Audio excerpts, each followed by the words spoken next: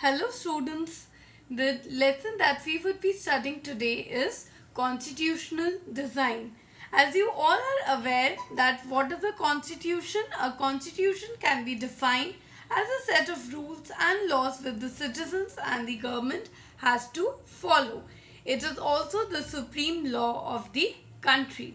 So keeping this basic idea in mind, we would be covering the various topics which are apartheid, its meaning, social structure of Africa during apartheid, features of the apartheid system, the African National Congress and its role played by Nelson Mandela, and how Africa paves its path towards a new constitution.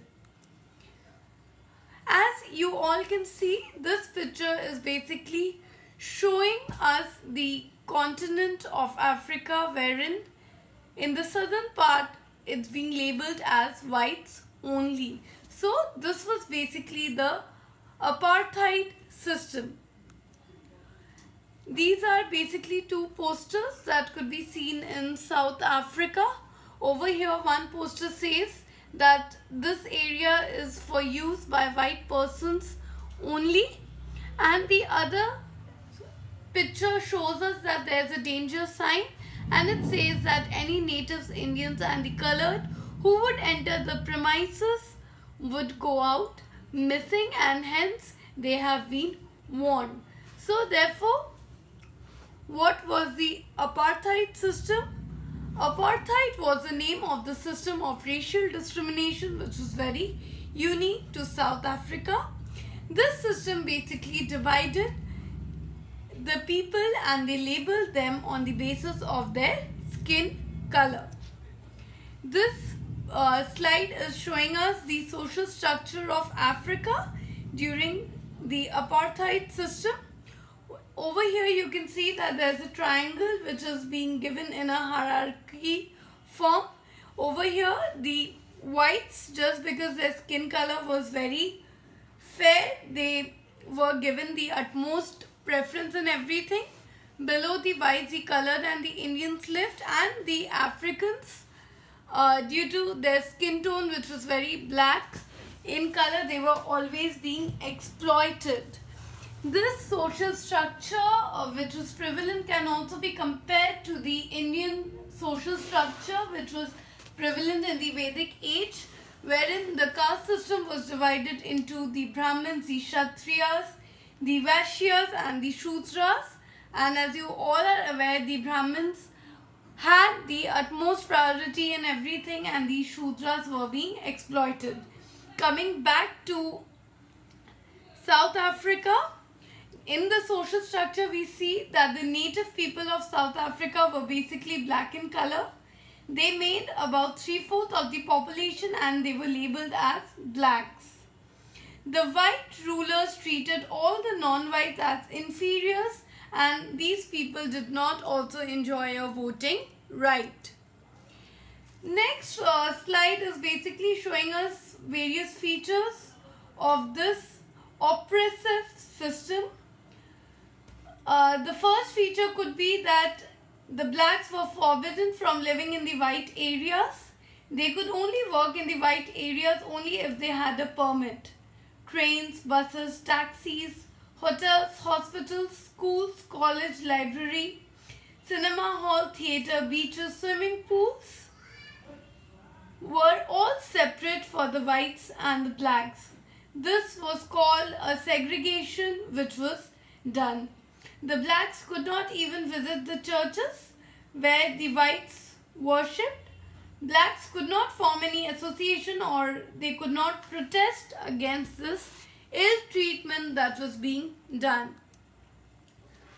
So, in order to remove this policy of social discrimination which was very prevalent, the African National Congress was formed.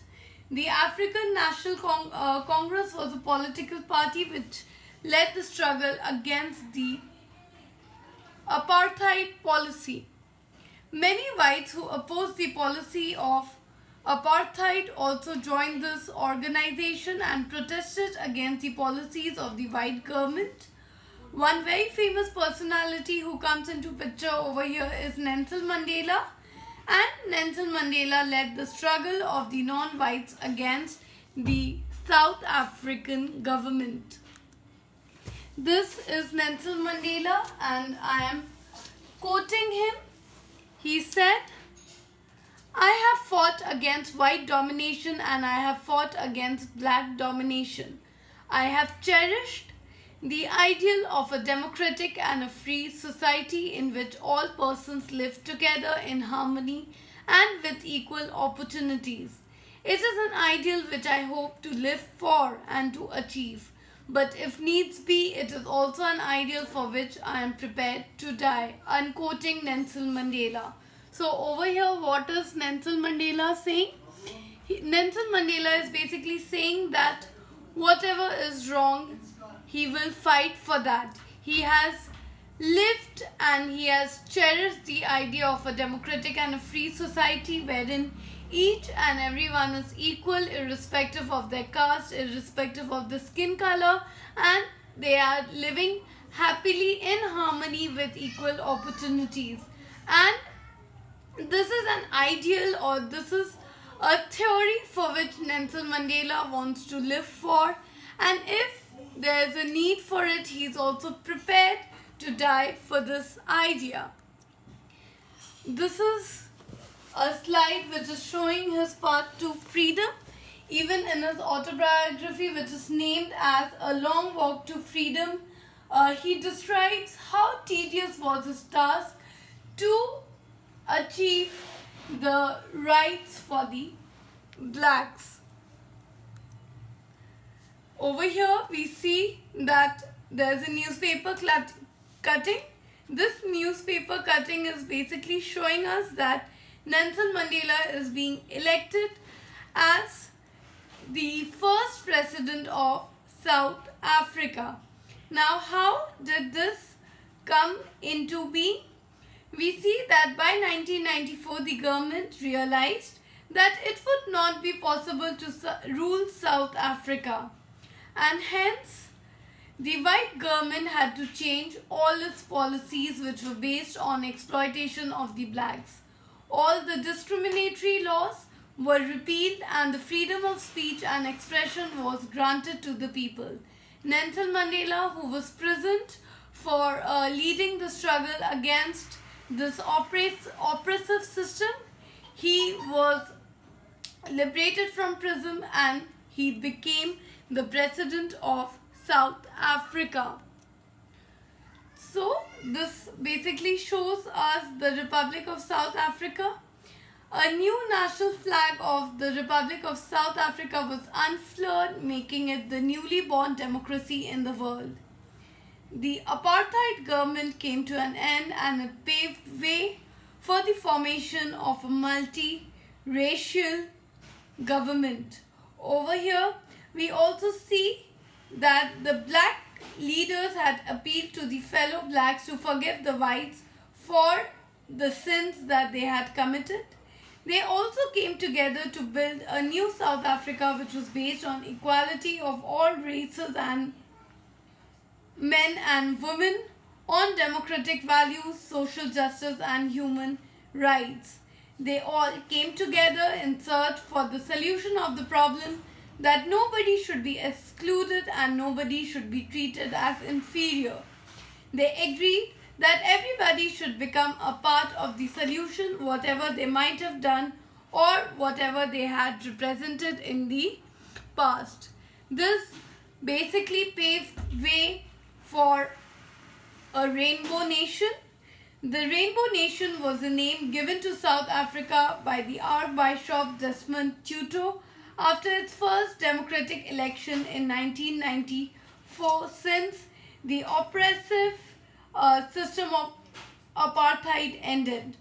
The Rainbow Nation is basically a metaphor which is being used for the coming together of all the different peoples who lived in South Africa. So, what is a rainbow nation? A rainbow nation basically describes the unity of the various culture, racial or ethnic groups in the country which is being possessed. As you all know that the rainbow has 7 different colors. Similarly, South Africa as a rainbow nation consists of multi-skinned people, whether it be the blacks, whether it be the Indians, whether it be the Africans or whether it be the white Europeans, and all of them basically live together in peace and in harmony with each other. This is basically a small quote from the preamble of the Constitution of Africa, which says that the Constitution of South Africa speaks of both the past and the future. On the one hand, it is a solemn pact in which we as South Africans declare to one another that we shall never permit a repetition of our racist, brutal and repressive past. But it is more than that. It is also a charter for the transformation of our country into one which is truly shared by all its people. A country which in the fullest sense belongs to all of us, the blacks and whites, women and men. So this is basically saying that we are moving forward to a new democracy, we are moving forward to a new country, and this country will never see a repetition of the brutal past that they had seen. In this new country, everybody is equal, whether it be the blacks or the whites, whether it be the men or the women. Hence, with this, we basically come to an end of how South Africa paves way for a new constitution. In the next class or in the next PPT, we would be discussing the making of the Indian Constitution. Thank you and have a nice day.